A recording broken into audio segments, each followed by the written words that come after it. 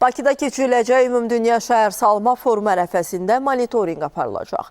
Bu çərçivədə paytaxtın bir sıra küçə və prospektlərində nəqliyyatın hərəkəti üzrə müvəqqəti tənzimləmələr tətbiq olunacaq. Əsasən hansı əraziləri əhatə edəcək? Bu barədə daha ətraflı məlumatları birbaşa bağlantıda olan əməkdaşımız Lalə Allahverdiyeva çatdıracaq. Lalə, hər vaxtınız xeyir, efirdəsiz, eşitliksiniz.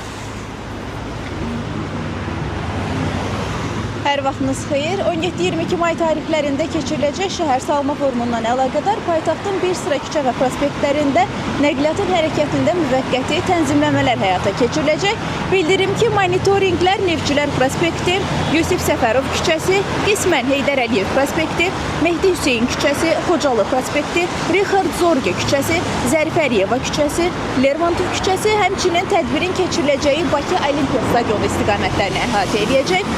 Qeyd edeyim ki, sürücülərin hərəkətlərini öncədən planlaşdırmaları və həmin istiqamətlər üzrə baş verə biləcək sıxlıqları nəzərə almalı, eləcə də alternativ yollardan istifadə etmələri tövsiyə olunur.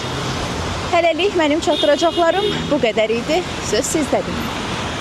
Əməkdaşımız Lalə Allahverdiyeva bizə aparılan monitorinqlərlə bağlı ətraflı məlumatları çatdırdı.